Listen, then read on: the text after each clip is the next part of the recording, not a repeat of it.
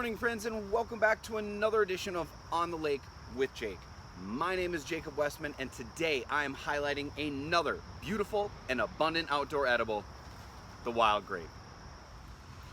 The wild grape, riverbank grape, or frost grape as they can be called, has a scientific name of Vitis riparia. Vitis is Latin for vine, and riparia comes from the Latin ripa, or bank, or shore. You may have heard terms like riparian zone referring to the area along the shoreline, or rocks and structure placed along the shore to lessen erosion and wave damage, called riprap. They all carry that same Latin root. The wild grape is indigenous to North America, and when Vikings described the lands to the far west, they called it Vinland due to the propensity of the wild vine. The wild grape grows along the eastern coast from Quebec to Alabama, and throughout the north central from Nebraska to Montana to Manitoba.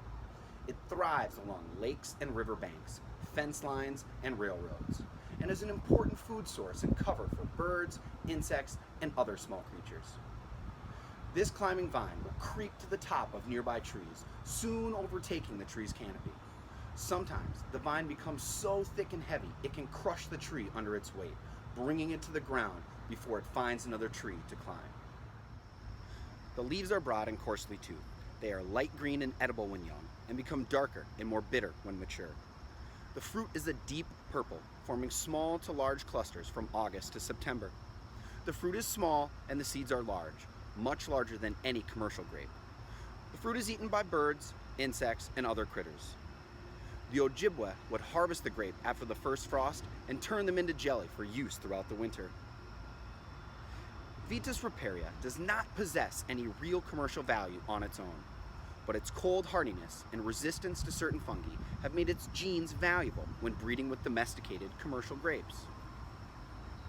The University of Minnesota Horticulture program, established by the late Peter Gideon, has been developing commercially viable wine grapes using Vitis riparia's genetic cold hardiness to develop a wine industry in the Great White North.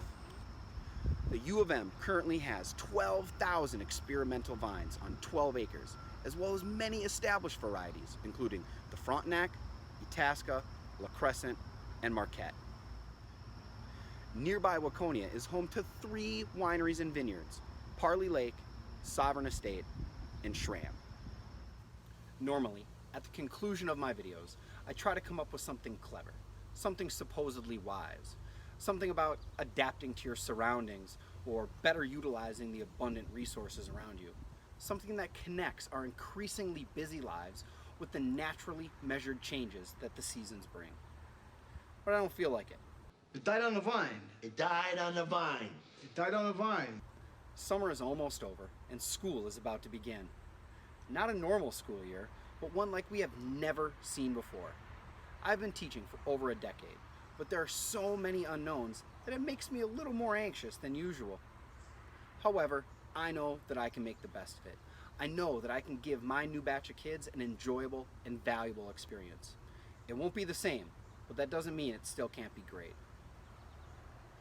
Thanks again for your time, and always remember, friends, be happy, stay healthy, and let's make some history. Cheers.